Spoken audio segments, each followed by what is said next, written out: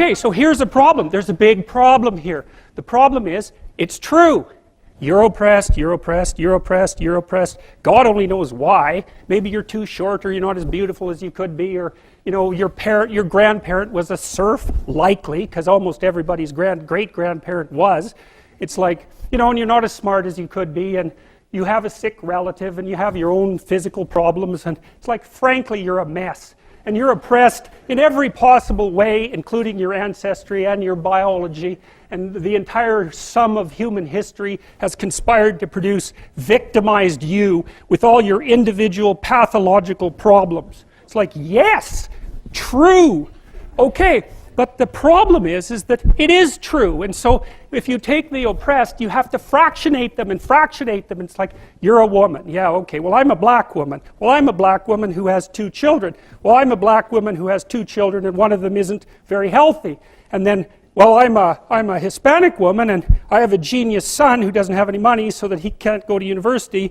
And, I had a hell of a time getting across the border. It was really hard on me to get my citizenship. My husband is an alcoholic brute. It's like, well, yeah, that sucks too.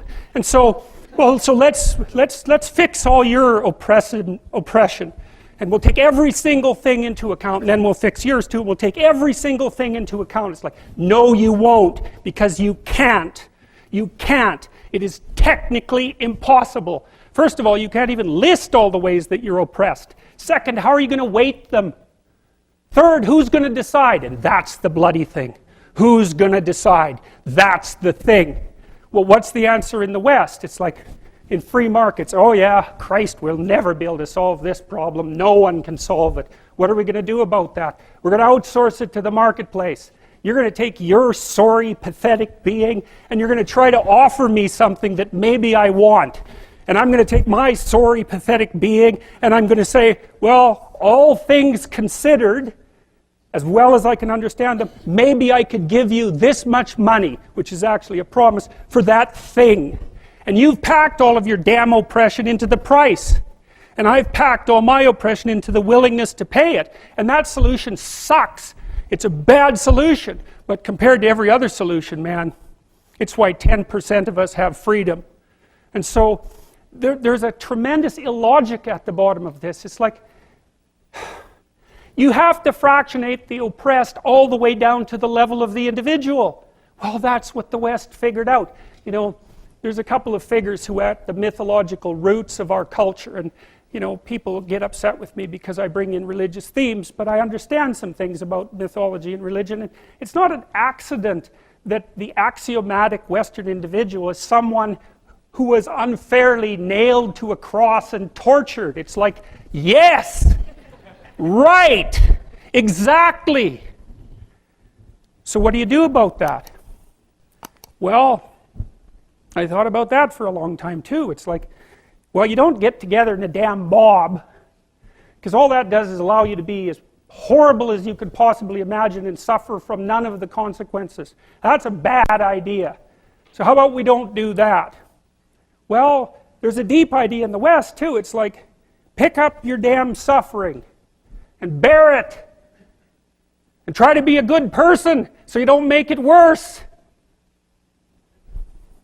Well, that's a truth. I read a lot about the terrible things that people have done to each other. You just cannot even imagine it. It's so awful. So you don't want to be someone like that. Now, do you have a reason to be? Yes.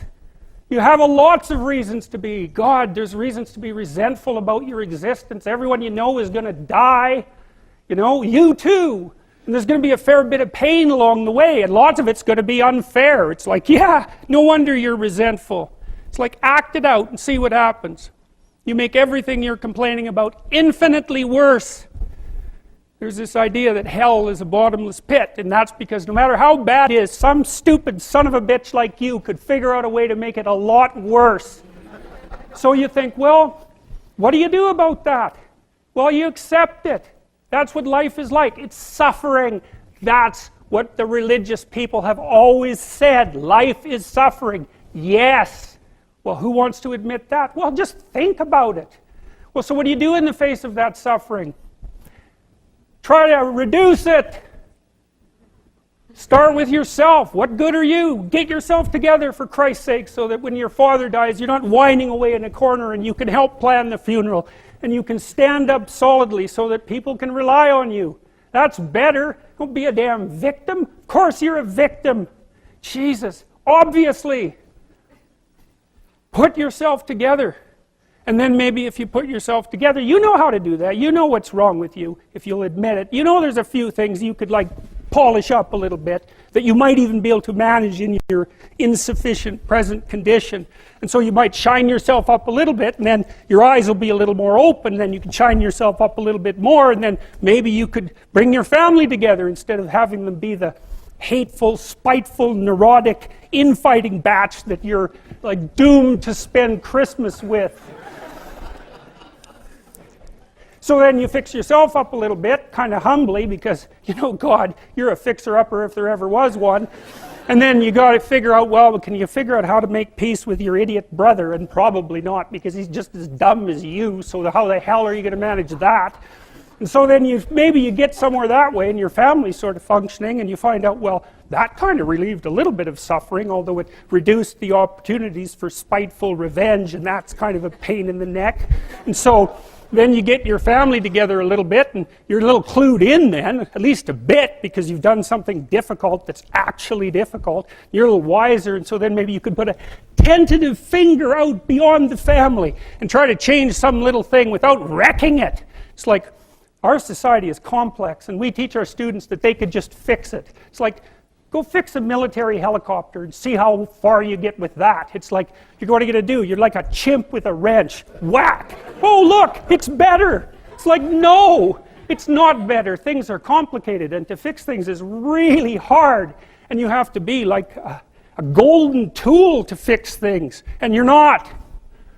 So, and that's the other message of the West. It's like, how do you overcome the suffering of life? And I'm not saying it's only the message of the West. How do you overcome the suffering of life? Is be a better person. That's how you do it. Well, that's hard. It takes responsibility. And I think, you know, if you said to someone, you want to have a meaningful life? Everything you do matters. That's the definition of a meaningful life. But everything you do matters. So you're going to have to carry that with you. Or do you want to just forget about the whole meaning thing, and then you don't have any responsibility because who the hell cares, and you can wander through life doing whatever you want, gratifying impulsive desires for how useful that's going to be, and you're stuck in meaninglessness, but you don't have any responsibility. Which one do you want? Well, ask yourself, which one are you pursuing? And you'll find very rapidly that it isn't the majority of your soul that's pursuing the whole meaning thing, because, well, look what you have to do that. You have to take on the fact that life is suffering. You have to put yourself together in the face of that. Well, that's hard. Christ, it's amazing people can even do it. I'm stunned every day when I go outside, and it isn't a riot with everything burning.